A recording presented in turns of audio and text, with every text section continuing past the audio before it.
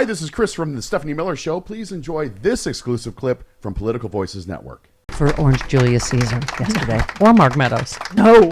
So little time, so many felons. I don't think Mark Meadows expected to be on the stand for 5 hours yesterday. Yeah, I don't. No. What are legal experts calling that, Jody? Unwise. Right. Unwise is the best way to put that, yes. Someone was like, I really think Mark Meadows thinks he's going to talk his way out of this. Yeah. Mm-hmm. And Ellie Honig had something to say about it, but yeah, it was like, what was he thinking? What has happened?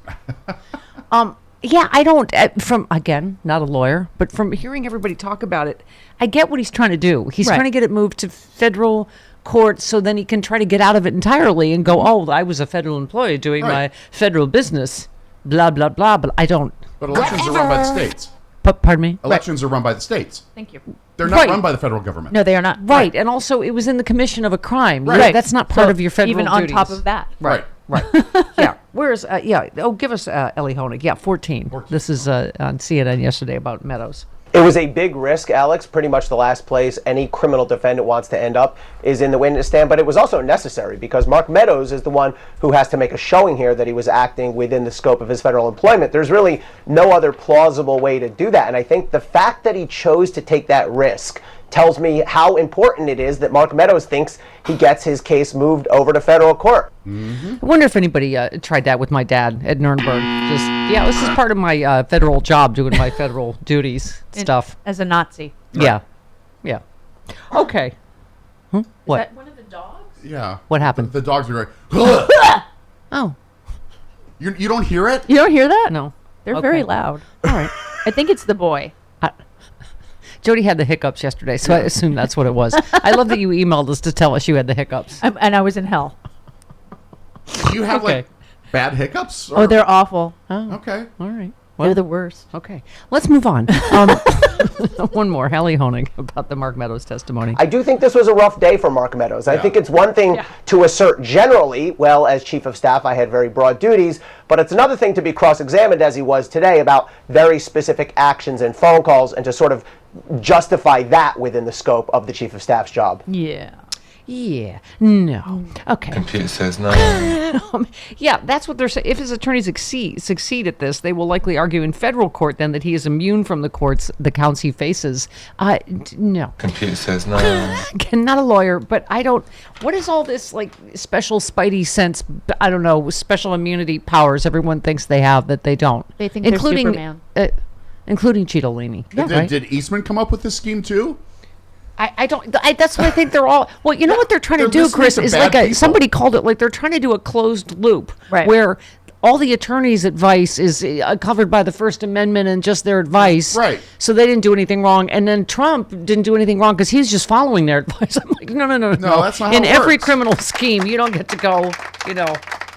Like Gotti's lawyers, it's the same thing. They don't get to go. Oh, It's on you if you hire bad lawyers. Right. I love. Oh, this is my favorite sentence about in the Trump criming stack. Trump has repeatedly refreshed his legal team. Like a vaginal rejuvenation.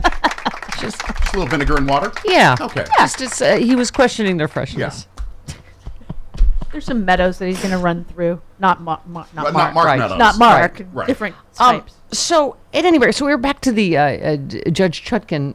I think, honestly, like we said yesterday, I think she's what legal experts on both sides said is she's tough and fair and qualified, unlike all these Trump hacks that he appointed.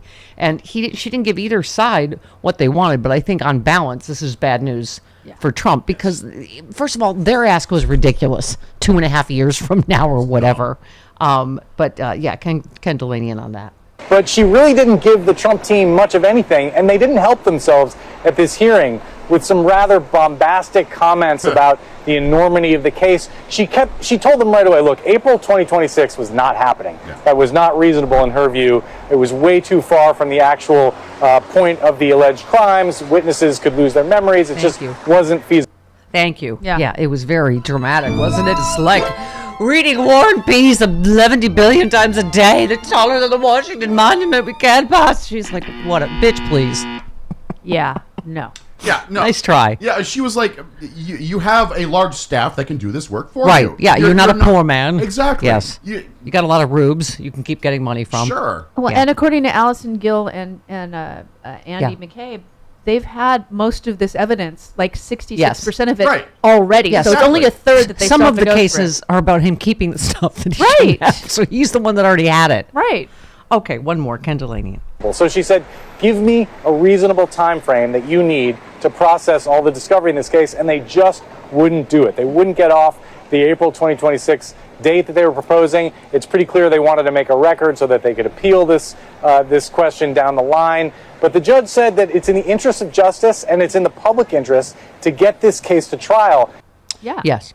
All right, and thank you for giving me a minimum amount of Andrea Mitchell in those sound bites. I appreciate tried. that. Yeah.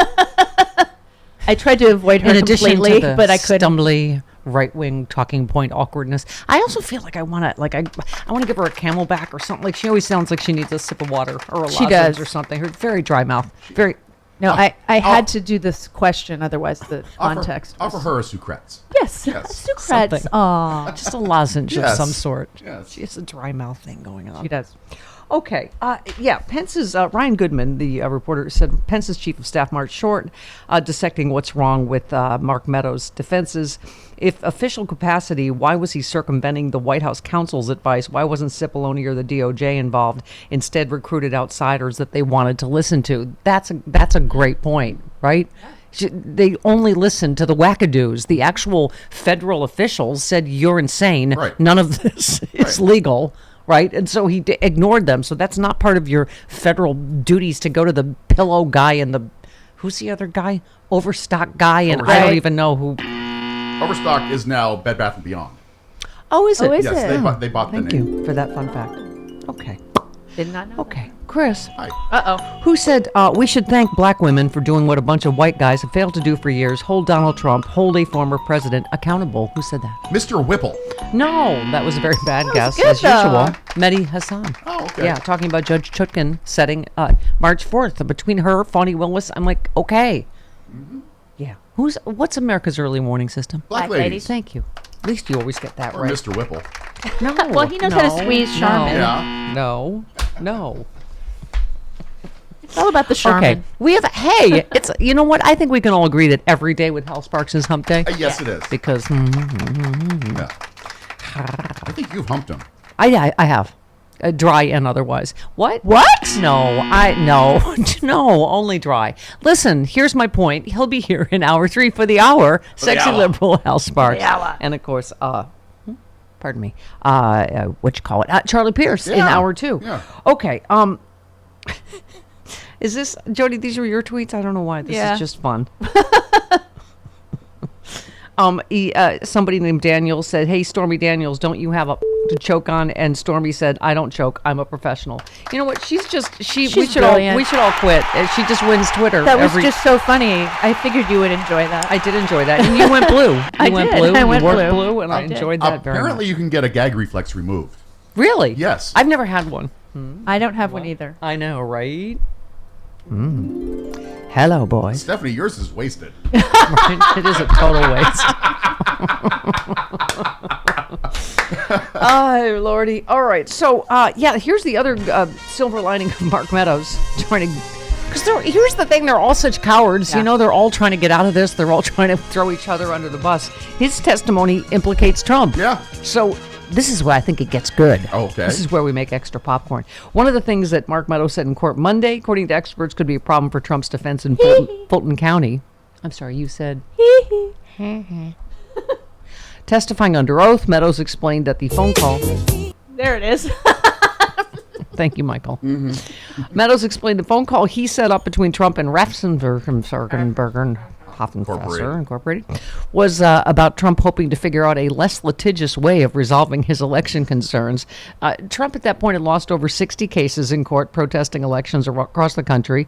Litigation wasn't successful for his efforts, so he searched for a, quote, less litigious way of resolving his loss and turning it into a win. Ryan Goodman calls this a problem for Meadows, saying the solution was to cheat. That's basically what he said. It makes Trump the one who was looking for another way to get to victory outside of the judicial system. What followed was Trump telling Raffensperger he needed, blah, blah, blah, blah, blah. 11,000, blah, blah, blah. Willis prosecutors have repeatedly highlighted that Meadows included outside pro-Trump lawyers on that call, people who were not federal employees and didn't work at the Department of Justice, for instance.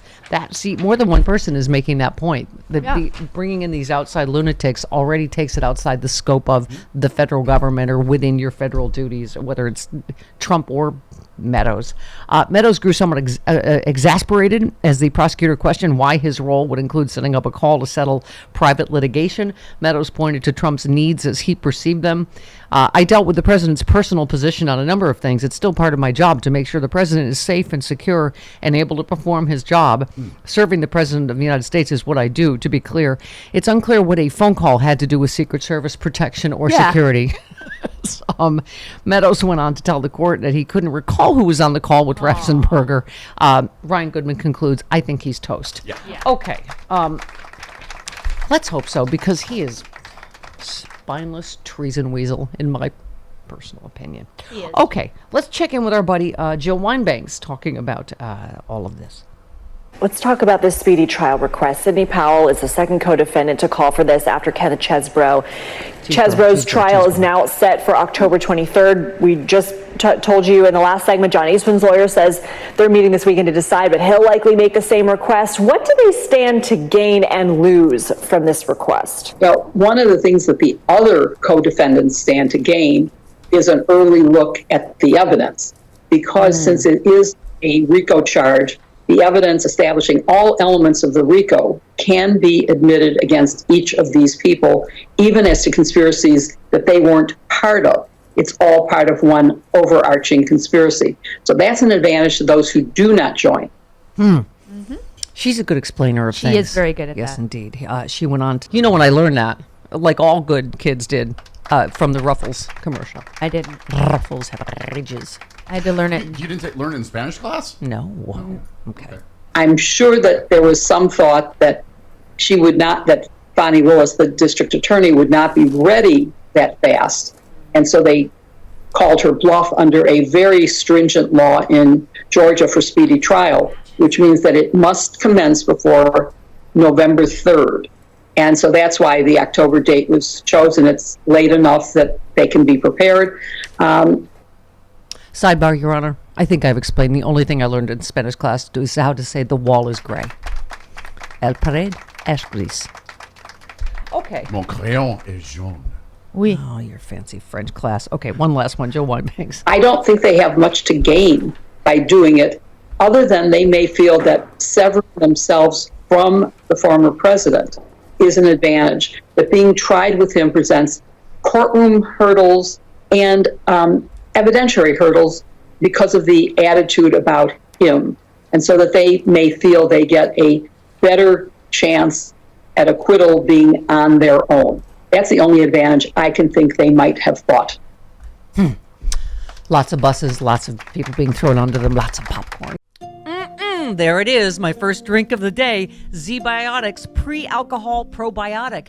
Many of you know my story. I stopped drinking wine for 3 years during COVID, during the lockdown as part of a health reset. Now I drink wine in moderation, but this is an amazing new product. I've always believed in probiotics. And Z-Biotics, check this out. You drink just one of these. It's the world's first genetically engineered probiotic. It was invented by PhD scientists to tackle rough mornings after drinking. I am using this and I feel great in the morning. I don't have to worry if I have an extra glass of wine, I still feel great in the morning. Here's how it works. When you drink, alcohol gets converted into a toxic byproduct in the gut. I've always had acid reflux problems. It is this byproduct, not dehydration, that's to blame for your rough next day. Z-Biotics produces an enzyme to break this byproduct down. All I know is it works. It is Z-Biotics Pre-Alcohol Probiotic. Go to zbiotics.com/politicalvoices or scan the QR code on the screen right now.